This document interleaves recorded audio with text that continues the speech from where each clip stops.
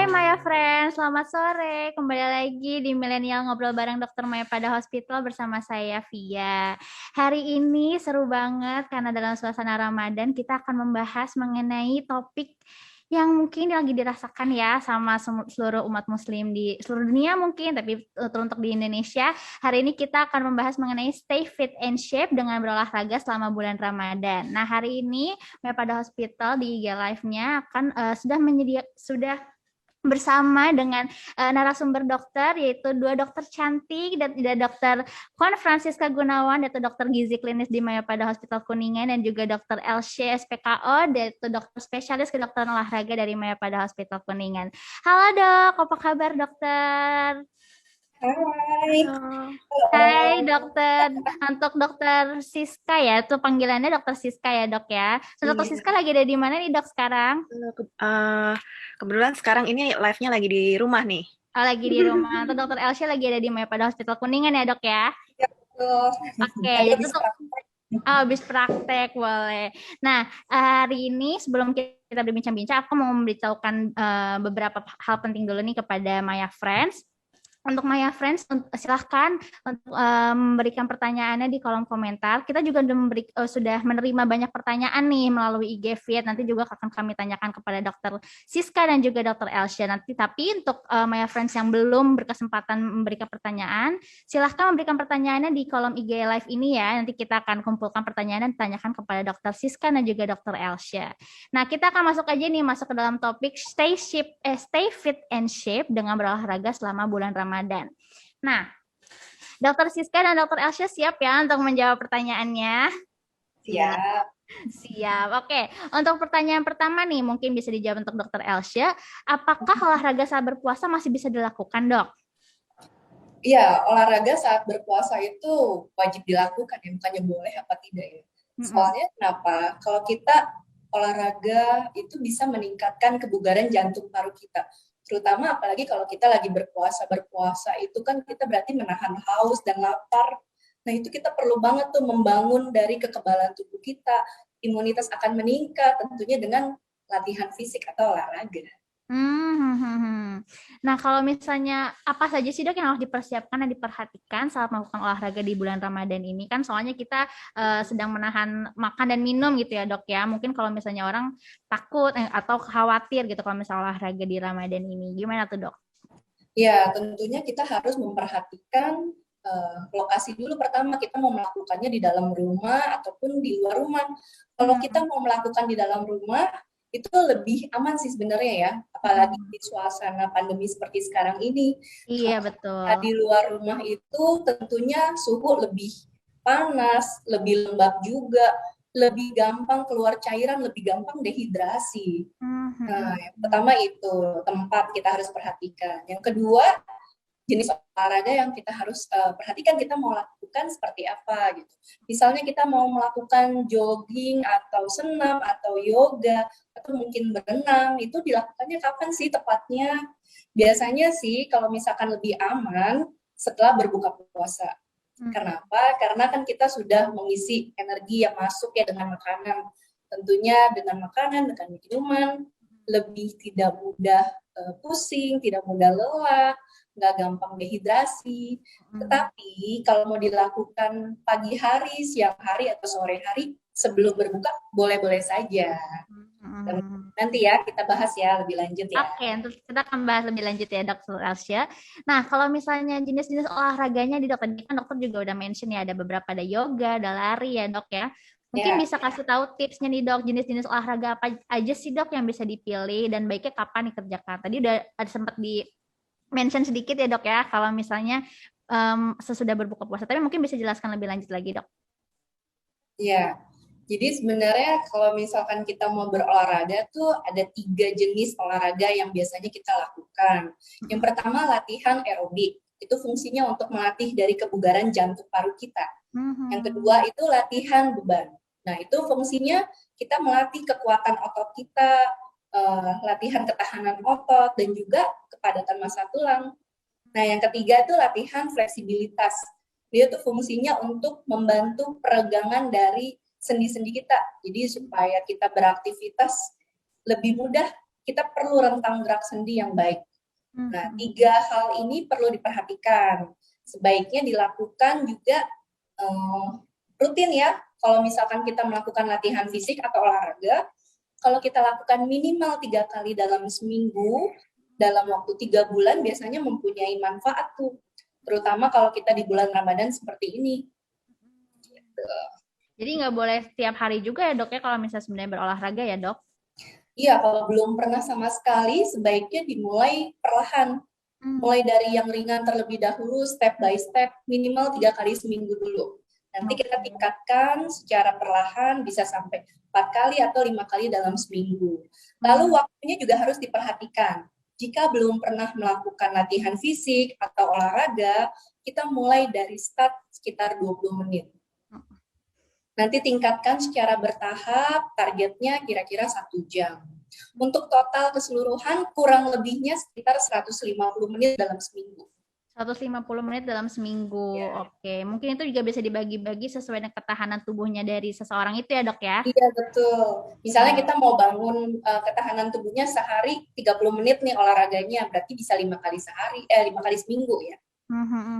Jadi itu ya, mungkin juga bisa untuk konsultasi juga nih dengan dokter spesialis kedokteran olahraga nih ya, untuk mengatur waktunya gitu yang sesuai dengan diri kita masing-masing gitu ya dok ya?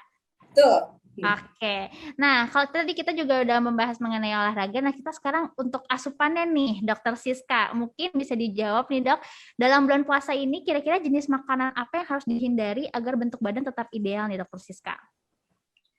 Oke, jadi kalau untuk makanan apa nih yang harus dihindarin?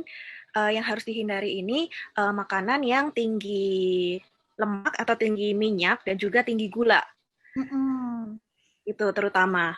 Nah, karena untuk info aja ya, untuk karbohidrat dan protein itu 1 gramnya nih 4 kalori nih. Sedangkan lemak 1 gramnya ini ada 9 kalori. Nah, jadi kalau kita kebanyakan makan gorengan kan minyak nih ya. Nah, 9 kalori, jadi lumayan juga penumpukannya.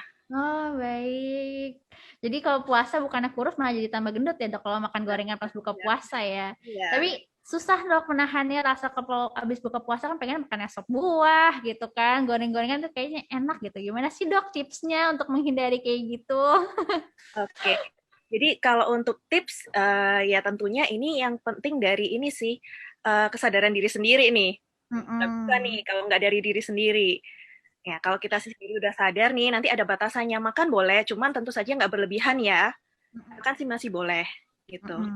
Jangan berlebihan. Jadi nggak dilarang, tapi harus dibatasi gitu ya dok ya? Kalau bisa misalnya konsumsi yang banyak kan ada gula tambahan nih, misalnya sirup, atau gula-gula lainnya nih, ini bisa diganti misalnya kayak buah nih. Kan sama manisnya, tapi dia lebih bagus. Betul, gitu.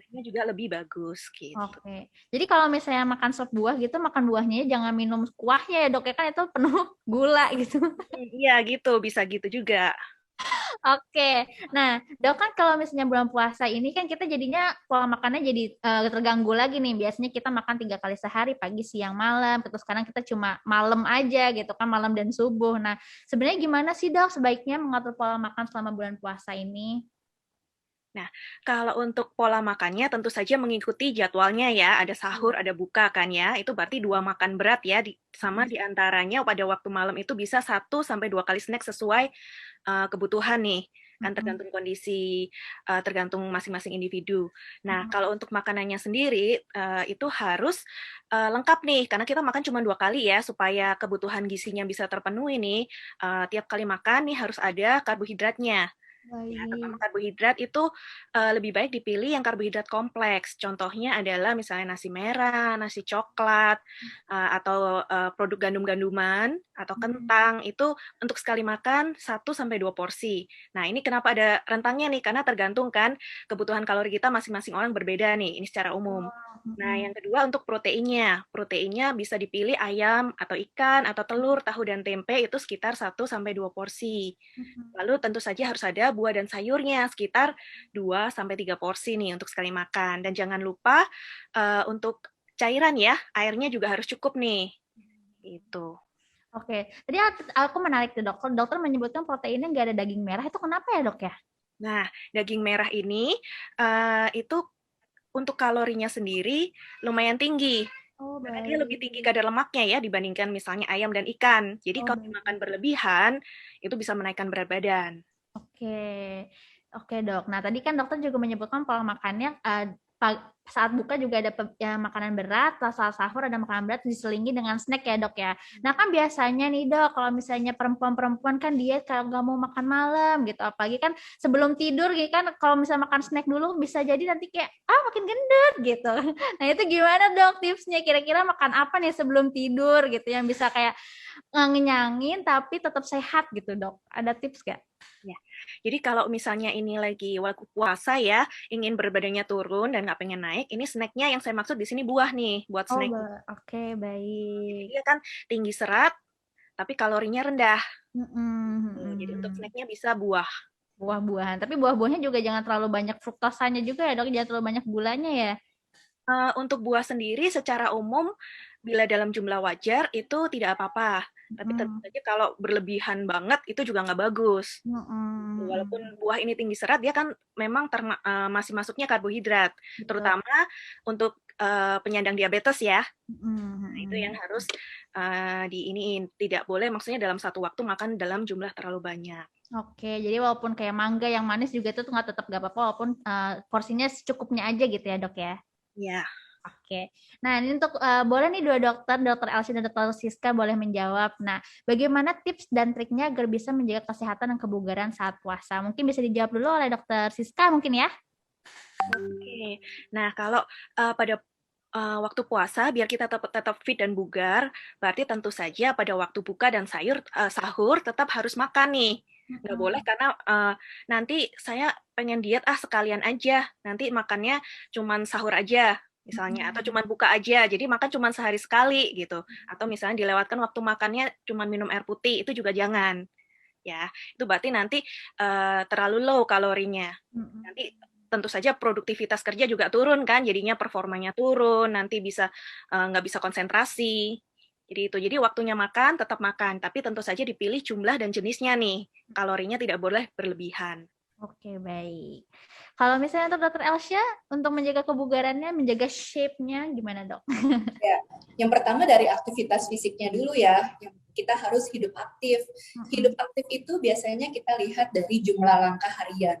Oke, Minimal itu 10.000 langkah 10.000. dalam satu hari. Nah, itu baru dikatakan kita termasuk aktif. Jadi Mm-mm. jangan sampai ketika puasa malah kita lebih banyak tidur-tiduran, mager. Nah, itu nggak boleh banget tuh.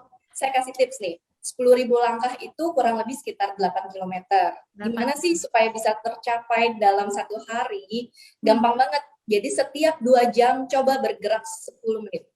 Bergerak 10 menit, bergeraknya apapun boleh ya dok ya? Bergerak apapun, boleh jalan mondar-mandir, atau jalan di tempat, atau mungkin peregangan stretching ringan di samping kursi ketika lagi di kantor boleh Oh dilakukan. baik. Kurang lebihnya 10 menit. Mm-mm. Lalu setelah aktivitas fisik hidup aktif, kita harus melakukan latihan fisik secara teratur. Seperti yang Mm-mm. tadi saya bilang ya, minimal 3 kali dalam seminggu, durasinya 150 menit dalam seminggu.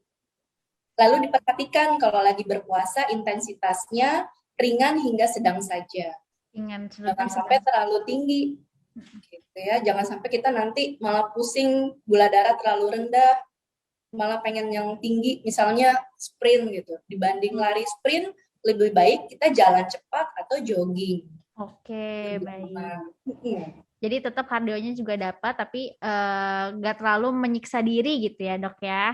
Betul. Oke, untuk harus diperhatikan untuk Maya Friends apalagi yang lagi WFH gitu kan, walaupun yang udah ada nih WFO juga Maya Friends pastikan, tapi untuk yang WFH harus lebih banyak sering bergerak gitu ya, membantu ibu di rumah gitu membersihkan rumah kan, nyapu, ngepel itu juga merupakan aktivitas ya dok ya, Betul, itu termasuk aktivitas fisik. Tapi aktivitas fisik. bukan latihan fisik atau olahraga ya. Jadi kalau kita latihan fisik itu kita harus baik, benar, terukur, dan teratur. Kalau Hmm. cuman nyetrika, nyapu, itu belum termasuk olahraga. Oh baik. Kecuali dilakukan benar-benar rutin ya, 3 kali seminggu, berturutan, 30 menit, gitu, ada durasinya. Cuma kan itu pasti sesekali ya. Yang rutin kita lakukan biasanya mungkin senam, renang, Hmm. jogging, nah itu yang termasuk latihan fisik atau olahraga. Oke, jadi kalau misalnya untuk aktivitas di rumah itu belum termasuk olahraga, jadi mungkin bisa ditambah lagi dengan olahraga gitu ya dok ya? Iya. Oke, nah untuk pertanyaan dari Maya pada Hospital sudah cukup dong. Mungkin kita akan masuk lagi ke pertanyaan dari Maya Friends. Sudah banyak pertanyaan yang masuk. Ini akan saya bacakan dulu pertanyaan dari Instagram feed yang sudah kami kumpulkan dan kami akan tanyakan kepada Dokter Siska dan juga Dokter Elsha. Nah, ada pertanyaan dari Miana Medan. Hai dok, mau tanya, bagaimana seharusnya olahraga yang baik di bulan puasa? Dan mana yang lebih baik untuk tubuh kita, minum air hangat atau minum es? Atau jenis minuman baik yang pada saat buka puasa setelah berolahraga menurut dokter? Terima kasih. Nah, ini bisa dijawab oleh kedua dokter ya, Dokter Siska dan Dokter Elsa. Silahkan, siapa yang mau duluan? Dokter Siska mungkin? Oke, jadi ini untuk air ya. Iya, air hangat atau air es gitu, atau minuman es. Jenis minuman yang baik apa dok? Oke, jadi kalau misalnya ini nih pada waktu puasa sama nggak puasa nih, saya bahas dulu waktu kalau yang biasa ya. Jadi kan mungkin karena biasanya ada ini ya, ada mitos nih kalau minum air dingin bikin gemuk. Betul. Kalau itu sebenarnya itu nggak benar. Hmm. Karena tubuh kita kan sudah punya ini ya mekanisme sendiri untuk mengatur nih. Jadi makanan apa yang masuk itu akan diatur nih oleh tubuh kita suhunya supaya sesuai. Oh, baik. Malah dengan adanya air dingin ini kan dalam tubuh akan dihangatkan nih. Jadi sebenarnya akan membakar kalori ya walaupun sedikit sekali sih, malahan membakar kalori nih karena butuh nih energinya gitu. Oh, baik. Nah, tapi kalau misalnya untuk dalam waktu puasa nih ya, setelah kita puasa 13 jam biasanya kan minumnya es gitu ya. Nah, itu kalau bisa itu juga kalau bisa dihindarin. Kenapa? Karena dengan minuman es ini itu nanti setelah perut kita kosong ya selama 13 jam itu nanti bisa kayak kaget gitu dan lagian dia ada efek untuk apa namanya? Dia bisa memperlambat penyerapan makanan. Baik. Ya, karena dia kan masih ada shock dikit gitu kena dingin. Gitu. Apanya agak terganggu gitu. Oke, jadi sebaiknya minum air hangat dulu ya dok ya, baru mungkin setelahnya kalau mau untuk minum minuman yang dingin itu boleh. Ya, boleh. Untuk secara kalori itu nggak menambah kalori ya, kalau untuk es gitu. Oke, baik. Jadi untuk Maya Friends, untuk Miana Medan, kalau misalnya mau minum es boleh, tapi mungkin harus didahulukan dengan minum air hangat. Nah, untuk Dokter Elsha mungkin bisa dijawab dok. Tadi mungkin udah beberapa dibahas ya, mungkin bisa lebih spesifik lagi. Olahraganya ya. Olahraga yang baik saat berpuasa tuh sebenarnya kembali lagi sih ke diri masing-masing. Sukanya apa sih? Kalau misalnya saya nyuruh sebaiknya olahraga lari. Nah, belum tentu semua orang suka lari ya. Kembali lagi, harus yang pertama kita enjoy. Kita suka apa dulu nih? Kita lebih suka senam dok daripada lari. It's okay, lakukan. Tapi lakukan secara rutin. Minimal 3 kali seminggu. Jadi tidak ada larangan ketika puasa itu kita nggak boleh melakukan satu jenis olahraga apapun. Boleh, apapun boleh. Yang penting ada latihan kardionya, ada latihan kekuatan ototnya, ada latihan fleksibilitas. Nah, jadi bisa kalau latihan kardio itu contohnya tadi ya, jalan, jogging, senam, sepeda, berenang, mau tai chi juga boleh, itu termasuk latihan kardio. Kalau latihan kekuatan otot yang simple, misalnya kita mau push up, atau plank, atau squat, atau mungkin bingung dok itu apaan ya, boleh ikutan yoga. Yoga itu dia salah satu contoh yang bisa dilakukan untuk melatih kekuatan otot dan juga fleksibilitas. Fleksibilitas, iya betul. Kalau fleksibilitas juga bisa ada pilates gitu ya dok ya? Iya, yoga, pilates, dan sejenisnya bisa dilakukan. Iya, udah banyak juga tuh mungkin di YouTube gitu kan, udah banyak contoh-contohnya mungkin juga bisa dipakai gitu untuk Maya Friends dipakai untuk olahraga di rumah. Nah, kita akan lanjut masuk ke pertanyaan yang kedua dari @Kori_Oktora Gaming. Gimana sih tipsnya dok buat meningkatkan minat untuk berolahraga di masa pandemi ini? Dan apakah benar jika tidurnya tidak berkualitas seperti sebentar tidur, sebentar bangun, itu bikin imun menurun ya dok? Mungkin untuk dari minat olahraga gimana nih dokter Elsha? Iya, memang kalau misalkan kita melakukan olahraga, intensitas kadang yang terlalu tinggi bisa mengganggu ritme jantung dan juga pola tidur kita. Jadi memang sebaiknya intensitasnya kalau lagi puasa itu ringan hingga sedang.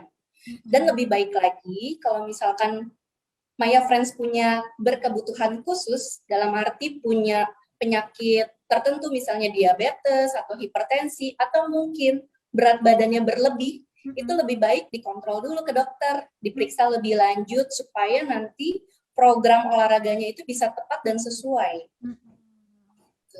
Kalau kita langsung ikut-ikutan temen nih, itu sangat mungkin terjadi cedera.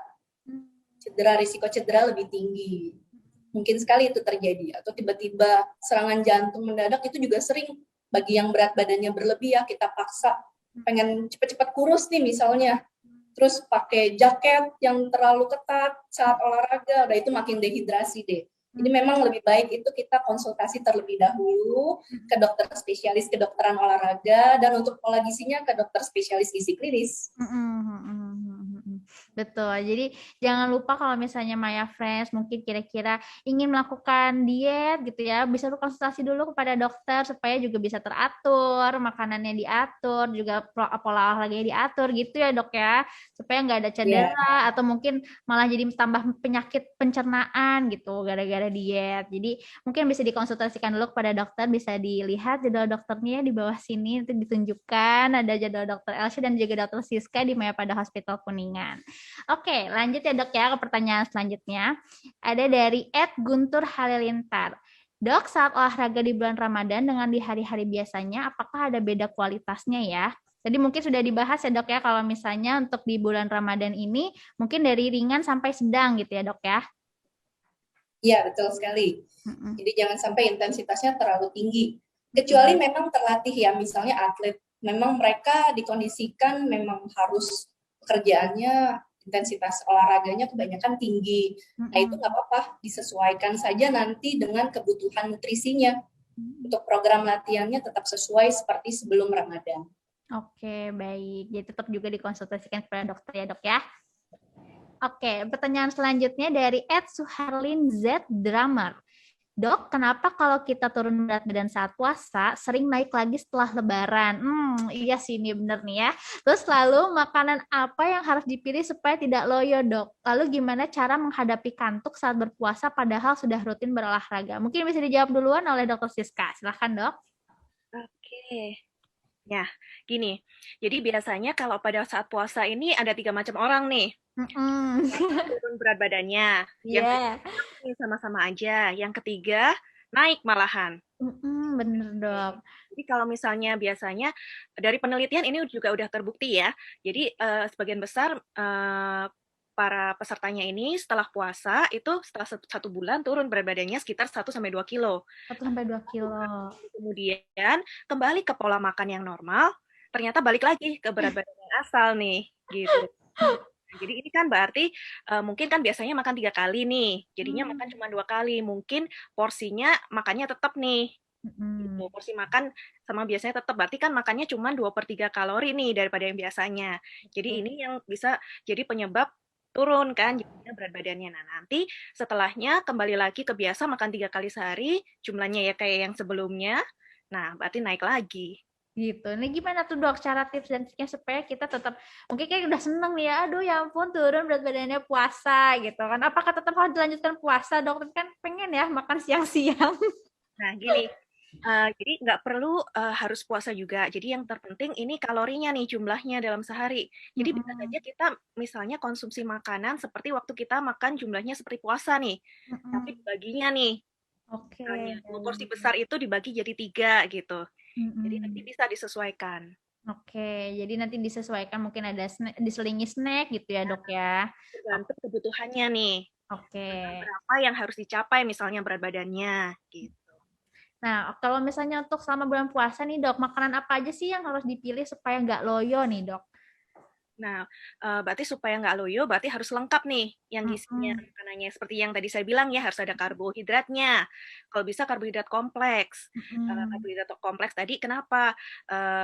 Karena dia misalnya nasi merah atau nasi coklat atau yang gandum-ganduman, ini karena tinggi serat dia bikin kenyang lebih lama. Jadi nggak gampang lapar nih. Satu lagi protein juga. Protein juga sama. Karena dia lama diserap, dia akan stay di saluran cerna lebih lama, jadi nggak gampang lapar nih. Jadi bisa menahan nafsu makan juga karena perutnya nggak kosong kan. Jadi itu protein dan seratnya. Serat satu lagi itu dari buah dan sayur. Jadi Buah jangan dan lupa makan sayur. buah dan sayur. Oke, itu penting ya dok ya, buah dan sayur harus ada tuh di setiap makanan ya dok. Iya. Nah, kalau misalnya masyarakat Indonesia nih dok, kan biasanya nggak terbiasa tuh dok ya makan nasi merah. Biasanya kayak, aduh lebih nikmat nih kayaknya makan pakai nasi putih gitu. Apakah nggak apa-apa dok tetap pakai nasi putih? Nggak apa-apa sih. Mm-mm. Cuman maksudnya lebih baik kalau misalnya mau makan nasi merah atau nasi coklat gitu. Ini juga Oke. salah satu tips misalnya biar selama puasa ini bisa tahan lapar gitu. Oke. Tapi kalau mungkin tetap makan nasi putih, porsinya masih dikurangin atau enggak tuh dok? Nah, tergantung nih berapa kebutuhan kalorinya. Masing-masing orang kan berbeda nih. Oh baik, gitu. Jadi lebih baik dikonsultasikan kepada dokter ya kalau misalnya mau tetap makan nasi Ya, putih. karena sangat berbeda antara satu orang dengan yang lainnya nih kebutuhan. Jadi nggak boleh ya dok yang ngikutin diet orang lain. Jadi misalnya teman saya diet A gitu. Jadi saya kayak, aduh dia turun nih berat badannya, saya mau ikutan juga diet A gitu. Sebenarnya itu nggak apa-apa nggak sih dok? Sebenarnya kalau mau lebih bagus lagi sih bisa dikonsultasikan untuk dirinya sendiri karena memang berbeda-beda karena kebiasaan pola makan juga berbeda-beda gitu kan dari yang sebelumnya berapa juga pasti kan beda gitu biasa. Oke, jadi untuk Maya Friends harus berhati-hati untuk kalau misalnya mau mengikuti diet orang lain ya. Jadi harus lebih konsultasikan ke dokter juga lebih baik. Tapi kalau bisa jangan mengikuti diet orang lain karena kebutuhan kalori dan nutrisinya berbeda-beda setiap orangnya. Oke, lanjut ya dok ya untuk pertanyaannya. Tadi, ini dari Suharlin Z Drummer belum dijawab nih pertanyaan sama Dokter Elsya. Gimana cara menghadapi kantuk saat berpuasa padahal sudah rutin berolahraga dok? Ya, mungkin hidupnya masih kurang aktif ya, Oh, bergeraknya masih kurang. Hmm. Jadi seperti yang tadi saya sarankan, kalau bisa setiap 2 jam bergerak minimal 10 menit. Sebenarnya di penelitian tuh ada tuh, kalau bergerak setiap 20 menit minimal 3 menit bergeraknya, itu bisa mengatur gula darah kita. Nah, kalau gula darah terkontrol, otomatis biasanya sih kita lebih terhindar dari ngantuk. Karena ngantuk itu biasa gula darah tuh sangat turun, sangat rendah, terutama udah makin sore ya menjelang mau berbuka. Nah, kita boleh mulai bergerak aja ringan, stretching, peregangan, gitu ya. Jangan terlalu berat kalau mau berbuka itu olahraganya. Oke, Ringan-ringan saja. yang ringan-ringan saja. Oke, jadi jangan lupa untuk berolahraga karena kalau misalnya masih ngantuk itu berarti kurang olahraganya ya, Maya Friends. Oke, lanjut dari pertanyaan harus aktif, betul. Lanjut ya dok ya untuk pertanyaannya dari @reza_prasetya26. Halo Maya pada hospital, izin bertanya kepada kedua dokter. Pertanyaan pertama, dok, saya pernah baca komposisi olahraga yang dianjurkan adalah 70% kardio dan 30% angkat beban. Apakah hal tersebut bisa membuat dehidrasi karena kehilangan cairan tubuh? Lalu yang kedua, bolehkah berolahraga di malam hari setelah berbuka puasa? Jika iya, berapa lama jeda waktu antara makan dan olahraga? 3, dok, apa ada tips agar tak gampang gemuk atau naik berat badan selama Ramadan? Mengingat kita makan 2 kali lebih banyak dan tidak memperhatikan kandungan nutrisi. Terima kasih. Mungkin bisa dijawab dulu pertanyaan nomor 1 dan juga nomor 2 oleh Dr. Elsya. Yang 70% kardio dan 30% latihan beban, itu sebenarnya kembali lagi sih diperhatikan intensitas latihannya. Kalau intensitasnya kita terlalu berat atau terlalu tinggi, itu bisa menyebabkan kita menurun gula darah tuh cepat banget kalau kita lagi berpuasa. Karena kan kita nggak ada asupan secara terus-menerus makanan seperti yang sebelum puasa. Jadi memang kita harus perhatikan tuh intensitasnya harus ringan hingga sedang. Jadi intensitas ringan itu kita gampang banget masih bisa ngobrol, masih bisa nyanyi. Itu namanya intensitas ringan. Kalau intensitas sedang, kita masih bisa ngobrol, tapi udah sulit untuk bernyanyi. Gitu. Kalau misalnya kita sampai udah nggak bisa nyanyi, ngobrol juga satu-satu kata-katanya udah sampai ngap-ngapan, berarti itu termasuk intensitasnya tinggi. Lebih baik diturunkan. Oh baik. Itu cara mudahnya untuk mengukur ya, itu olahraganya tuh sedang, ringan, sedang atau berat gitu ya dok ya? Iya. Oke. Nah kalau misalnya tadi kan dokter Elsa juga sudah menyebutkan kalau misalnya olahraga mendingan olahraganya malam hari ya dok ya? Nah itu berapa? Gimana dok? Ya dianjurkan lebih baik memang malam hari karena kita sudah memasuki asupan dari energi ya, dari nutrisi makanan dan minuman. Kalau misalkan mau sebelum berbuka olahraga juga nggak apa-apa, tapi diusahakan setengah jam atau 1 jam sebelum berbuka. Oke. Supaya nanti kalau kita kekurangan cairan bisa buru-buru diganti tuh. Karena biasanya sih kalau kita kekurangan cairan ada tanda-tanda yang harus diperhatikan. Biasanya kita pusing, terus mulut jadi kering, bahkan kalau dehidrasi berat tuh bisa hilang kesadaran. Jadi harus berhati-hati sekali. Iya betul. Kalau sudah sampai dehidrasi juga itu parah, harus langsung segera ke rumah sakit ya dok ya? Iya, mau sampai penurunan kesadaran bahkan bisa kejang itu harus segera ke rumah sakit. Oke, jadi kalau misalnya untuk olahraga di malam hari nih dok, berapa lama jeda waktunya antara makan dan olahraga? Kalau kita makan setelah berbuka itu makan ringan saja, jedanya sekitar 1 jam boleh. Oke. Kalau kita makannya langsung porsi berat, nasi dan lauk pauknya, itu minimal 2 jam. 2 jam, oke. Supaya menghindari perutnya terjadi kram otot, Oke. atau mungkin muntah, nah itu harus berhati-hati. Oke, jadi kalau misalnya Maya Friends makan takjil dulu nih setelah berbuka, mungkin itu bisa 1 jam setelahnya itu langsung bisa berolahraga. Tapi kalau misalnya langsung makan nasi atau makan protein gitu ya, itu mungkin dijeda selama 2 jam ya dok ya? Iya, betul. Oke, nah untuk pertanyaan yang ketiga, untuk dokter Siska nih, bisa dijawab dok, apakah ada tips agar tak gampang gemuk atau naik berat badan selama Ramadan mengingat kita makan 2 kali lebih banyak dan tidak memperhatikan kandungan nutrisi? Terima kasih.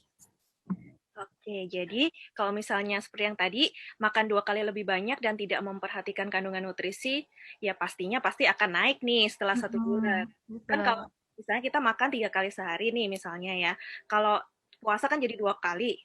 Berarti kalau 2 kali porsi biasanya berarti jadi 4 porsi ya. Udah pasti kelebihan 1 porsi udah berapa kalori. Iya betul. Tumpuk selama sebulan ya pasti naik. Iya dok. Kuncinya yang pertama tentu saja hitung kalori, jumlahnya ya. Yang kedua jenisnya nih. Oke, untuk kebutuhan kalori sendiri itu akan berbeda-beda karena itu ditentukan dari umur, jenis kelamin, tinggi badan, ya sama berat badannya juga. Jadi nanti perhitungannya itu memang berbeda-beda. Oke dok, kalau misalnya nih dok, saya mungkin bisa memberikan simulasi sedikit ya dok ya, mungkin yang bisa diaplikasikan oleh Maya Friends untuk menghitung sendiri di rumah nih. Kalau misalnya kan saya sekarang umur 24 tahun dok. Nah itu apa aja dok yang perlu ditanyakan, yang perlu dibutuhkan untuk mengukurnya? Oke, umur 24 tahun ya. Tingginya berapa, berat badannya berapa?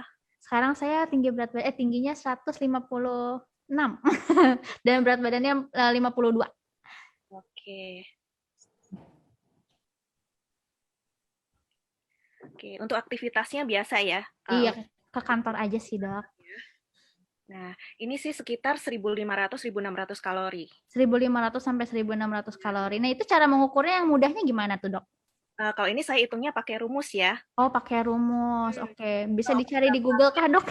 Ya, Pak. Tapi kalau mau gampangnya sekitar ya 25 sampai 30 kalori lah. 25 sampai 35 kalori terus berat badan. Oh, baik. Oke. Juga nanti akan berbeda nih, tergantung kalau mau nurunin berat badan tentu saja kita bisa kurangin nih dari kebutuhan kalorinya. Gitu. Kalau kita mau nurunin berat badan, makanannya tetap sesuai kebutuhan dan biasanya memang makan segitu ya pasti nggak turun. Maksudnya masing-masing individual beda nih. Oke.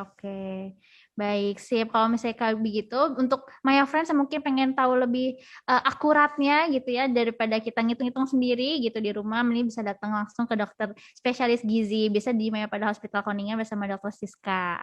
Oke, kita akan lanjut ya dok ke pertanyaan dari IG Live nih hari ini. Udah ada beberapa pertanyaan dari IG Live. Pertanyaan yang pertama ini dari Magdalena 13. Dok, apakah berat badan cepat turun jika olahraga di saat puasa dibanding saat tidak puasa? Oke, yang selanjutnya mohon jelaskan proses autofagi dalam berpuasa dan pengaruhnya ke tubuh. Terima kasih. Apakah dimengerti, Dok? Untuk Dr. Elsya dan Dr. Siska? Iya. Kira-kira siapa yang bisa menjawab duluan? Dr. Siska apakah Dr. Elsya? Boleh dok, silakan duluan. Olahraga saat puasa itu bisa turun daripada ini tergantung kembali ya. Kalau misalnya kita melakukan olahraga sudah rutin minimal 3 kali dalam seminggu, kalau kita lakukan secara teratur bisa menurunkan berat badan, tidak harus dengan puasa. Jadi kalau misalkan kita mengatur atau mengontrol berat badan itu mau menurunkan, amannya itu dalam 1 minggu sekitar 0,5 kilogram sampai 1 kilogram yang hilang ya. Oh, baik. Diusahakan yang hilang itu lemak, jadi bukan otot. Biasanya kalau kita puasa, yang sering turun adalah otot. Jadi kita harus diperhatikan kembali nutrisinya, dari proteinnya, jangan sampai kita terlalu rendah. Karena makan kan puasa hanya 2 kali. Jadi harus ditakar lebih baik memang sesuai dengan berat badan dari tiap orang masing-masing gitu. Jadi tidak hanya karena puasa jadi bisa turun berat badan. Yang ditakutkan adalah ketika turun ternyata masa otot yang turun. Lemaknya malah makin naik karena komposisi makanannya ternyata lebih banyak yang manis-manis, tidak terlalu diatur. Jadi harus diperhatikan kembali. Jadi mungkin harus diukur juga kali ya dok ya. Kalau misalnya di dokter kan bisa diukur tuh masa tubuhnya dan masa lemaknya gitu ya dok ya. Iya betul. Jadi nanti dilihat komposisi tubuhnya seperti apa, nanti dibikin program latihan yang sesuai dengan tubuhnya itu sendiri. Oke, jadi mungkin Maya Friend bisa diperhatikan kalau misalnya turun berat badan selama puasa ini bisa jadi itu masa ototnya yang turun, bukan masa lemaknya gitu. Kalau misalnya masa lemaknya masih banyak itu bisa jadi sebuah penyakit ya dok ya. Iya. Oke, untuk proses autofagi itu mungkin dokter Siska yang bisa menjawab ya dok. Oke, jadi untuk autofagi sendiri ini definisinya ini merupakan suatu proses bahwa di tubuh itu akan membuang sel-sel atau zat yang tidak dibutuhkan gitu. Nah ini biasanya bisa terjadi pada waktu puasa nih, ya dibilang menurut teorinya nih ya. Karena tidak ada konsumsi nih, tidak ada konsumsi makanan nih, dan ini bisa terjadi autofagi nih. Nah, tapi dari penelitian sendiri sih ini untuk manusia sendiri, untuk ini belum cukup ini ya, maksudnya belum cukup develop nih. Kebanyakan penelitiannya itu masih di animal, masih di binatang nih. Gitu. Kalau misalnya autofagi itu, ini kalau tadi saya menangkap dari jawaban Dokter Siska, mungkin bisa dikoreksi ya dok. Kalau misalnya salah, autofagi itu bisa kayak detox gitu nggak dok? Ya, mirip-mirip gitu ya. Oh baik gitu. Makanya biasanya ada yang detox, nggak makan, cuma makan buah dan sayur gitu ya. Nah, tapi kalau misalnya ditanya nih, bagus atau enggaknya? Nah, sebenarnya kalau ini dibandingin misalnya yang semacam detox ya, nah, itu kalau detox itu kan makannya berarti sehari sangat low ya kalorinya. Betul. Ini kemungkinan memang turun, pasti turun. Tapi nanti kalau misalnya kita balik, makan yang biasa, kan pasti mungkin bisa naik, tergantung nih makannya berapa banyak ya. Kalau misalnya kalorinya lebih banyak, jauh lebih banyak, ya tentu saja nanti akan naik lagi. Nah, tapi misalnya ini dari penelitian nih, kita kalau misalnya mengikuti misalnya diet yang very low nih, dalam jangka waktu pendek, dibandingkan dengan kalau kita makan healthy nih, diet seimbang nih, yang healthy, ya itu dalam jangka waktu panjang, sebenarnya total total jumlah penurunan berat badannya itu tidak berbeda bermakna nih sebenarnya. Gitu. Jadi kalau kami biasanya sebagai dokter gizi lebih menyarankan untuk diet gizi seimbang. Baik. Karena kan nanti toh penurunannya juga sama-sama aja total gitu, bisa aja sama. Dan itu juga lebih sehat. Segar kan juga badan gitu. Terlalu rendah juga kalorinya, untuk produktivitas kerja juga baik. Dan ini bisa dijadikan lifestyle karena kan setiap hari kita jalanin. Betul. Kalau misalnya terlalu drastis tuh nanti naiknya juga drastis ya dok ya kalau udah kembali lagi ke rebound, bisa yoyo juga gitu. Oke, gitu. Jadi lebih baik untuk mengatur pola makan sejak awal gitu ya, Dok ya. Jadi itu menjadi lifestyle ke depannya gitu ya. Selanjutnya akan terus seperti itu gitu ya, Dok ya. Oke. Nah, nanti kita akan lanjut ke pertanyaan yang kedua, Dok. Dari @riko2020 Surabaya. Pertanyaannya, kaki saya fraktur tibia fibula, masih terpasang pen sudah jalan 3 tahun.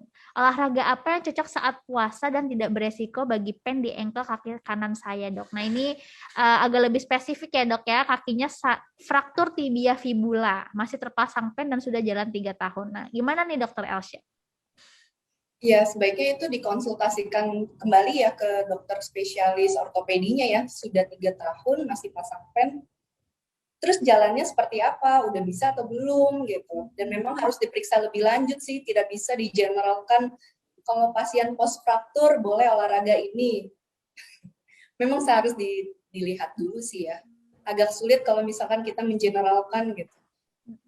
Takutnya nanti kalau misalkan kita melakukan olahraga langsung tanpa diperiksa lebih dahulu oleh dokter, nanti itu akan memperparah posisi dari setelah post operasi. Lebih aman memang diperiksa dulu. Baik. Nah, untuk Riko 2020 Surabaya mungkin bisa mengkonsultasikan ke dokter spesialis kedokteran olahraga nih ya, dan juga dokter spesialis ortopedinya di Kota Surabaya. Sanatikan pada Hospital Surabaya. Oke. Lanjut. Nah, pertanyaan yang ketiga ya, Dok ya.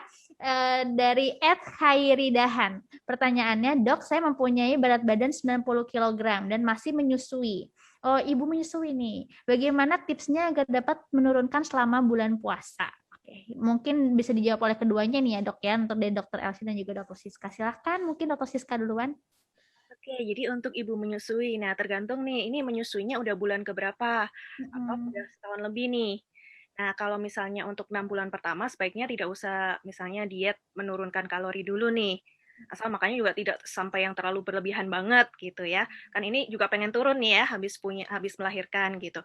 Nah, nanti kalau setelah 6 bulan, ini boleh mulai nih, misalnya dikurangin. Apalagi kalau misalnya udah setahun lebih. Itu boleh juga nih, misalnya uh, bisa dikurangin kalorinya, walaupun nanti untuk kalori ibu untuk menyusui ini sebenarnya lebih besar, jadi nanti disesuaikan kalorinya, paling nggak sesuai dengan kebutuhannya, nanti sama komposisinya, gitu. Jadi jangan yang tinggi lemak, jangan yang tinggi gula, karena itu kan penyumbang kalori yang terbesar nih. Gitu. Betul. Sama satu lagi itu olahraga nanti sama dokter Elsie. Oke. Bagaimana Dokter Elsie untuk lanjutannya? Ya, ibu menyusui ya, makanya balik lagi ya, dia sudah menyusuinya berapa lama? Karena menyusui baru sebulan, 2 bulan, 3 bulan itu berbeda tentunya olahraganya. Terus lahirannya dengan cara apa? Apakah dengan seksio sesar atau mungkin per vaginam secara normal? Nah, itu juga harus diperhatikan. Seandainya lahiran secara normal atau per vaginam, itu disarankan melakukan latihan fisik setelah 4-6 minggu. 4-6 minggu, mungkin berarti sekitar 1-2 bulan ya, Dok ya? Iya, amannya. Boleh mulai dari yang ringan terlebih dahulu, misalnya jalan gitu. Jalan udah mulai nggak terlalu rasa nyeri, nggak ada problem, boleh ditingkatkan jadi jalan cepat.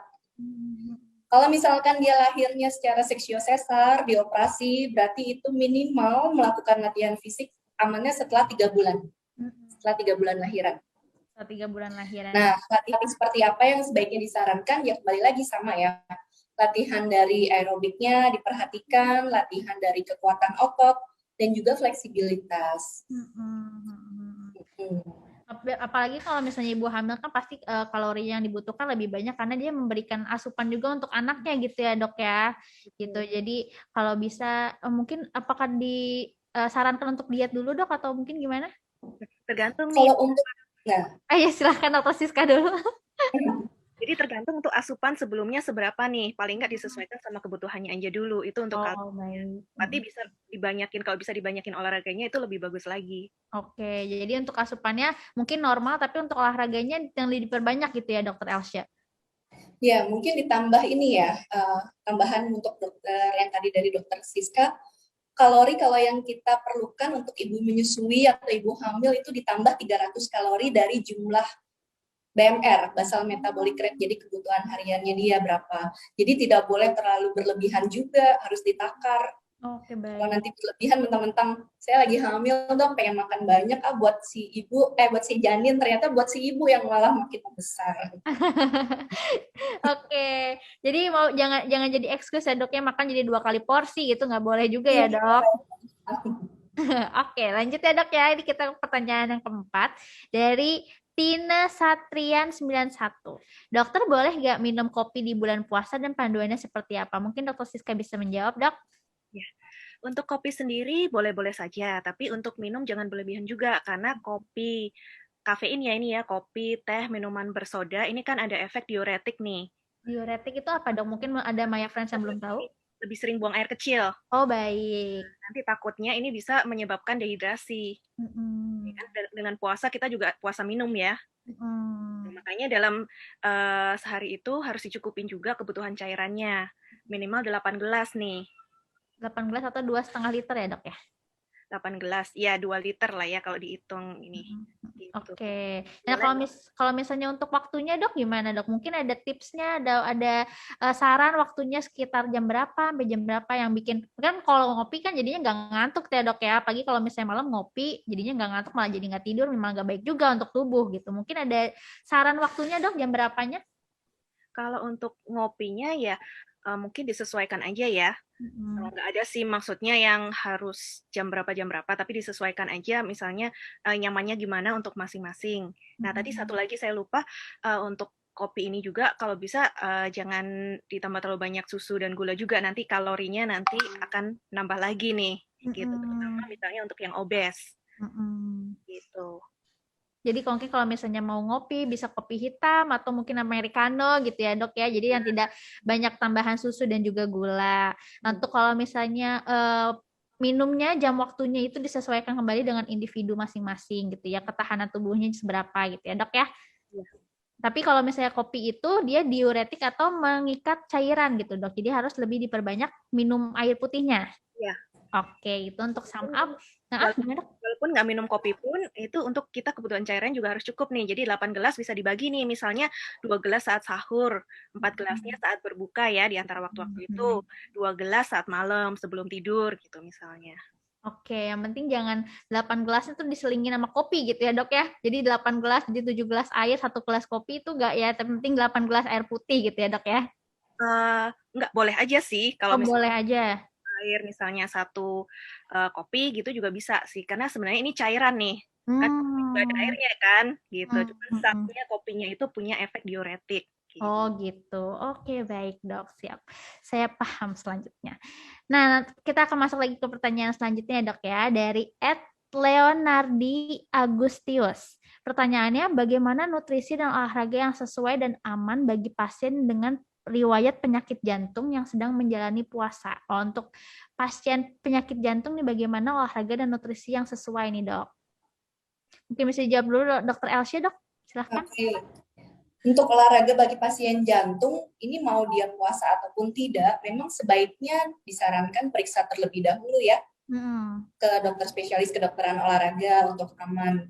Karena apa? Pasien penyakit jantung itu mempunyai risiko yang tinggi, termasuk yang sebaiknya kalau melakukan olahraga itu perlu dengan supervisi oleh tenaga yang ahli, supaya kalau kenapa-napa bisa langsung ditangani dengan cepat. Jika pasien jantung yang memang terkontrol sudah berobat atau kontrol ke dokter spesialis jantung, dinyatakan aman, tidak ada gangguan dari ritme jantung, dia nadinya juga sudah terkontrol, tidak naik, tidak turun, tidak takikardi atau yang jantungnya berdebar-debar terlalu cepat, itu sebaiknya memang disarankan hidupnya juga aktif dan juga dilakukan latihan fisik minimal 3 kali seminggu dengan intensitas yang ringan. Jadi pasien jantung itu tidak boleh yang terlalu berat intensitasnya. Perlu banget itu kita memantau dari heart rate atau denyut nadi ya. Oke, kalau ya baik, silakan dokter ada tambahan lagi? Kalau untuk pasien jantung yang memang sudah terbiasa untuk latihan atau olahraga, memang disarankan sebaiknya mempunyai aplikasi ataupun pemantau dari denyut nadi ya. Sekarang ini kan banyak ya, bisa activity tracker atau mungkin dari smartwatch atau dari handphone, dari gadget yang biasa kita pakai gitu, itu bisa sedikit memantau denyut nadi kita. Oke. Nah, atau yang lebih gampang lagi dengan cara tadi tes bicara. Oh, tes bicara, iya. Jadi masih bisa ngobrol, masih bisa nyanyi. Sebaiknya intensitasnya ringan. Oke. Kalau misalnya, gimana Dok? Kalau misalnya dia mau meningkatkan nih, saya kayaknya terlalu ringan Dok. Nah itu sebaiknya memang harus dengan supervisi sih. Dia pengen intensitas yang sedang ataupun tinggi, itu memang sebaiknya tidak dengan sendirian. Oke, jadi memang harus didampingi juga ya Dok ya? Ya. Betul. Kalau misalnya untuk denyut nadi nih Dok, kalau misalnya kita yang tes di sini tuh bisa nggak sih Dok? Bisa. Ini denyut nadi ini kita bisa ukur ya dari jempol kita turun ke bawah di pergelangan tangan, kita bisa ukur dengan jari kita, kedua jari, jari telunjuk dan jari tengah, kita raba. Di sini ada denyutan. Nah, kalau misalkan yang normal itu dalam 1 menit kita hitung sekitar 60-100 kali per menit. 60-100 kali per menit ya Dok? Itu normalnya. Jadi kalau misalkan ternyata kita periksa saat istirahat di bawah 60 atau di atas 100 harus konsultasi dulu ke dokter. Jangan langsung mulai start olahraga. Mungkin untuk Maya Friends yang mungkin belum bisa memiliki aplikasi atau smartwatch yang bisa secara otomatis gitu kan, jadi bisa juga tuh dengan tips Dokter Elsya dengan di sini nih kita mengukurnya di dekat jempol sini ya dok ya? Iya, dekat jempol. Di kanan kiri apa di kanan atau di kiri aja dok? Bebas sih, ini pasti teraba. Oh baik, jadi dimanapun itu bisa ya diraba di sini dihitung berapa detak jantungnya per menit. Per menit, oke. Nah kalau misalnya untuk nutrisinya bagaimana nih dokter Siska? Jadi untuk pasien dengan riwayat penyakit jantung, sebenarnya pada saat menjalani puasa sama tidak puasa sebenarnya tidak berbeda ya. Sama aja, misalnya pantangannya jangan terlalu banyak makan makanan yang tinggi lemak, gitu ya. Berarti kan menghindarin gorengan, untuk proteinnya lebih dipilih yang lean meat, ya seperti ayam atau ikan, gitu. Relatif sama sih, nggak ada bedanya gitu sebenarnya kalau untuk pasien sakit jantung ya. Tapi walaupun begitu juga cara pemasakannya juga perlu diperhatikan gitu ya dok ya. Kalau misalnya ayam atau ikan mungkin dikukus atau direbus gitu ya dok. Jadi boleh masaknya bisa kita rebus, kukus, panggang, atau tumis. Nah, sebaiknya hindarin menggoreng nih. Karena tadi saya sempat bilang ya, itu lemak itu 1 gramnya 9 kalori nih. Jadi selain dari kalorinya kan untuk pasien jantung sendiri juga biasanya memang kita batasin nih untuk asupan lemaknya juga jangan terlalu tinggi. Oke, siap dok. Kalau misalnya begitu, ini ada pertanyaan terakhir nih dok dari @kurnia.edista. Mungkin bisa dijawab singkat saja ya dok ya, karena waktu tinggal 9 menit lagi. Dok, amankah ibu hamil trimester 1 berpuasa dan melakukan olahraga yoga dok? Apakah dampak baik dan buruk terhadap janin dan ibu jika ikut berpuasa? Mungkin bisa dijawab oleh kedua dokter. Dari dokter Elsya dulu, silahkan. Ya, kalau untuk trimester pertama sebenarnya tergantung kembali lagi ya, ibunya sebelum hamil itu apakah aktif atau tidak. Ya. Lalu berat badannya bagaimana sebelum hamil, berlebihkah atau berat badannya normal atau ideal. Nah itu juga dipengaruhi tuh nanti jenis-jenis latihannya seperti apa. Jika memang ibunya sudah terbiasa aktif ketika hamil trimester pertama, boleh meneruskan latihan fisik sebelum hamil. Misalnya dia pelari sebelum hamil, ketika hamil trimester pertama masih boleh lari. Gitu. Tapi ketika sudah masuk trimester kedua harus diturunkan intensitasnya. Jadi jogging atau jalan cepat. Ketika sudah masuk trimester ketiga, intensitasnya juga diturunkan menjadi intensitas ringan, jadi hanya boleh jalan. Tapi kalau sebelum hamil dia tidak pernah hidup aktif, lebih banyak duduk atau sedenter, itu sebaiknya memang konsultasi terlebih dahulu ke dokter olahraga ya untuk amannya, apalagi untuk janinnya. Gitu. Jadi memang harus kombinasi ke dokter olahraga dan juga ke dokter spesialis obgyn. Oh baik, jadi tetap harus konsultasi kepada dokter untuk apakah boleh untuk berpuasa dan juga berolahraga ya dok ya, apalagi kalau misalnya ibu hamil kan rentan ya dok. Iya betul. Nah untuk nutrisinya bagaimana nih dokter? Apakah boleh, dokter Siska apakah boleh untuk berpuasa dok? Selama ibu hamil ini dalam kondisi sehat ya, itu sebenarnya tidak masalah untuk berpuasa. Nah, tapi misalnya ini yang perlu diperhatikan nih, biasanya pada trimester pertama ini biasanya banyak yang muntah-muntah nih ya. Nah, kalau misalnya muntah-muntah gini, perlu dipertimbangkan lagi nih untuk puasanya. Kalau muntah-muntahnya parah banget kan, tiap kali muntah kita harus menggantikan ini kan, yang asupan ya dok ya. Ya, nanti kalau misalnya susah banget makannya, berarti mungkin jangan dulu untuk puasanya. Jadi tergantung kondisi masing-masing nih. Selama sehat, makannya oke, itu juga puasa nggak masalah. Oke, yang penting tetap harus dikonsultasikan kepada dokter obgyn dan juga dokter terkait ya dok ya, untuk spesialis gizi klinik atau dokter spesialis kedokteran olahraga.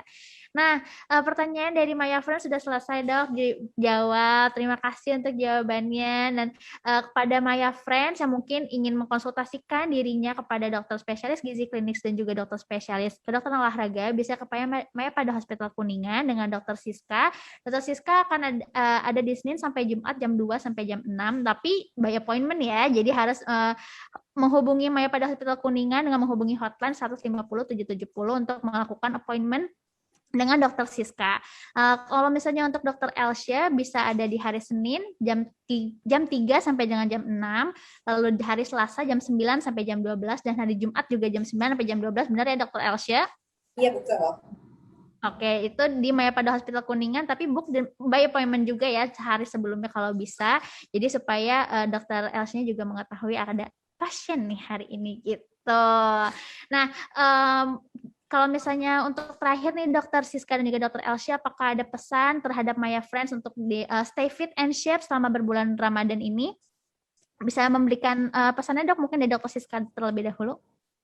Baik, jadi untuk selama berpuasa ini sebaiknya perhatikan nih jumlah makanan yang dimakan. Jangan karena puasa nih jadi makannya jadi sesukanya nih, jadi all you can eat jadinya. Jadi untuk kalorinya jumlahnya diperhatikan sama jenis makanannya. Hindari makan makanan yang terlalu tinggi gula dan juga lemak. Lalu cukup minum cairan minimal 8 gelas sehari, dan yang terakhir tetap olahraga sesuai dengan nanti instruksi Dr. Elsha. Baik, Dokter Elsie silahkan dilanjutkan dong pesannya kepada Maya Friends. Ya. Baik, Maya Friends, sebaiknya ketika kita berpuasa, kita tetap harus hidup aktif. Jadi jangan sampai kita hanya mager, duduk di dalam rumah, nggak ngapa-ngapain, apalagi sambil tiduran. Hindari kata malas. Jadi kita harus aktif bergerak supaya tubuh kita lebih sehat dan bugar. Betul, walaupun di rumah aja sambil nonton mungkin bisa sambil poco-poco ya dok ya, jadi kan tetap bergerak gitu ya kan, tetap beraktivitas, mungkin sambil nonton, sambil dengerin lagu gitu, sambil ngepel, walaupun itu cuma nggak olahraga ya, itu aktivitas yang penting tetap harus bergerak ya dok. Iya. Dan juga jangan terlalu banyak makan gorengan, jangan terlalu banyak makan gula saat berbuka puasa, itu harus diperhatikan, bener ya dokter Siska? Oke, terima kasih banyak kepada Dokter Siska dan juga Dokter Elsha atas ilmunya dan waktunya hari ini sudah berbagi kepada Maya Friends. Mungkin nanti Maya Friends, terima kasih banyak. Nanti Maya Friends mungkin akan berkunjung, bertemu dengan Dokter Elsha dan juga Dokter Siska di Mayapada Hospital Kuningan. Ditunggu loh Maya Friends di Mayapada Hospital Kuningan. Dan terima kasih banyak kepada Maya Friends juga yang sudah memberikan pertanyaannya melalui kolom IG postingan kami di komen dan juga di kolom IG Live hari ini. Terima kasih sekali sudah menonton. Jangan lupa untuk nanti juga kami akan memilih 5 pertanyaan terbaik dan akan mendapatkan hadiah 1 juta rupiah, total 1 juta rupiah untuk 5 orang pemenang. Nanti hadiahnya atau pemenangnya akan kami umumkan di IG Story. Jadi jangan lupa ya, nanti dipantengin tuh IG Story-nya Mayapada Hospital, dan jangan lupa untuk di follow @Mayapada Hospital. Kami juga memiliki digital channels lainnya, ada di bawah sini, ada Facebook, Twitter, TikTok juga ada. Jadi silahkan untuk di follow dan juga disimak terus digital channel Mayapada Hospital. Terima kasih sekali lagi kepada Dr. Elsie dan juga Dr. Siska atas waktunya dan juga atas ilmunya. Nanti mungkin kita akan ketemu lagi ya dok ya untuk konten-konten dan IG Live selanjutnya. Baik, terima kasih banyak dokter. Sampai bertemu. Terima kasih Maya Friends. Sampai jumpa. Maya Friends.